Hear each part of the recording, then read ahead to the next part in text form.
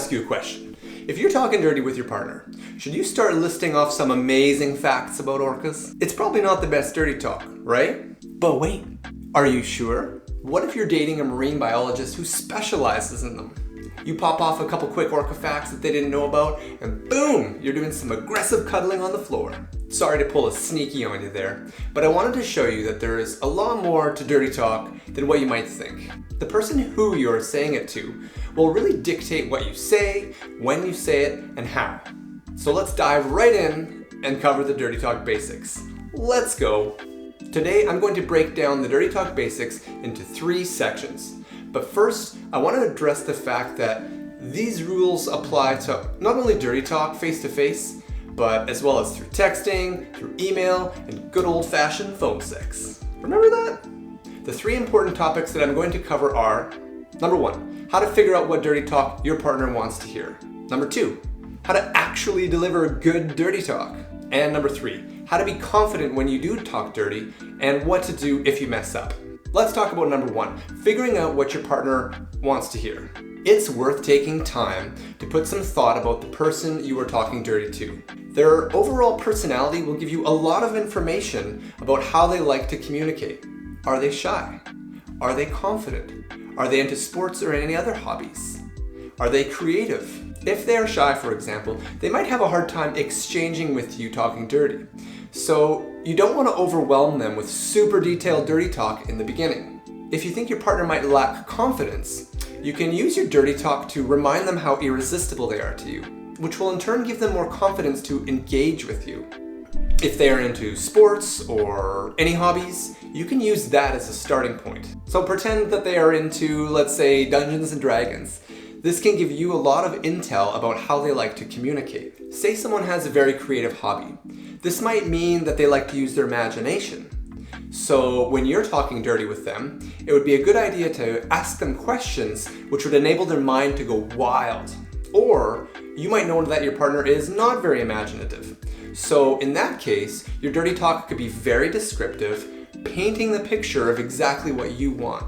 The more thought that you put into figuring out how your partner works, the easier your dirty talk will be. Okay, number 2, how to actually deliver good dirty talk. Even if your confidence is through the roof with everything that you've learned, and you can't wait to start talking dirty with your partner, start small, start basic. It's easier in new relationships because you can start things off how you want. However, if you're trying to up your game in an existing relationship, your partner might be off-put if you start dropping some out-of-the-character dirty talk in the bedroom. Here are a few ways to start implementing more dirty talk in your relationship. Start with some out-of-the-blue texts that spark their imagination. See how they react. When things start heating up in the bedroom, be specific with your words and what you like and what you want. When you do say what you want, look them directly in the eye. Ask questions that will allow your partner to make the next move. This will help you figure out whether or not to keep going. Use body language and moaning to react if you don't know what to say. Okay, so that last point is worth quickly expanding on. Body language and just moaning can be super sexy, so don't forget to use it. It might take you a while before you figure out what to say, so don't be afraid to pull your partner in close and let them know how excited you are with your eyes, with your touch. And be sure to react with enthusiasm when they do something that you like. Lastly, don't forget to try and enjoy yourself. Getting intimate with your partner is awesome, and it shouldn't be something that you dread. Start off small if you need to, and sprinkle in a little bit here and there, as to not overwhelm yourself. Maybe it'll take months before you even say a word, and that's okay. Number 3, how to be confident when you talk dirty and what to do if you mess up.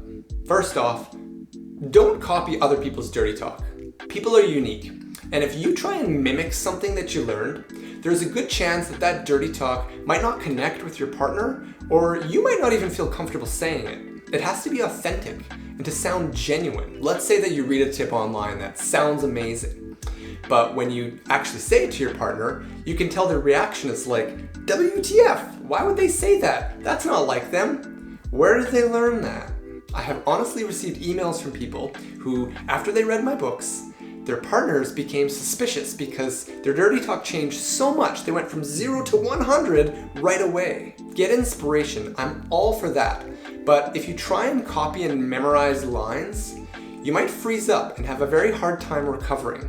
Okay, here's something I want you to remember. Learning how to talk dirty is for you and not anyone else. Don't forget that. This is actually all about you and not your partner. A lot of people start learning sex tips and how to talk dirty so that they can make their partner like them better, which is fine, but if you do it for the wrong reasons, your delivery, it won't be genuine. Do it because you want to, because it's fun. You might mess up and say something awkward or weird. So how you react to your own bad dirty talk will affect how your partner responds. If you say the wrong thing, then backtrack and try and recover and become more awkward yourself. They might realize that what you said was inappropriate and it might shift the mood. If you say something bad and then laugh or act like you meant to say it, you can spin it into a funny memory and then use that later. So when you do mess up, don't make a big deal of it or don't dwell on it. Accept it and move on. This will keep the mood going and you can recover quickly. There's a good chance that your partner is looking forward to what's coming next in the exchange and not focusing on the past. Remember that. Okay, so let's recap the basics. Take some time to think about your partner and what kind of things they're into and how they react to those things. Don't change your dirty talk habits too fast. Slowly ramp up the spiciness at a speed you are comfortable with. You will get better as you go. Not everything that you say is going to be red hot, and that's okay. Notice when your partner reacts to what you're doing or what you're saying. Then use that the next time. People have asked me why I have a whole website dedicated to talking dirty. And honestly, I think that dirty talk represents a deeper level of communication which affects all aspects of our relationships. It is used in every aspect in the bedroom and with all levels of intimacy. It's body language, it's flirting, it's seduction. It strengthens our bonds with one another, and that is one of the keys to maintaining a strong, sexy relationship over time. Relationships should get more exciting the longer that they go on, not the opposite. Well, that's it for today. Thank you so much for tuning in. Oh, and hey, if you like the content, please subscribe. It's very appreciated. Go and have some fun. We'll see you next time.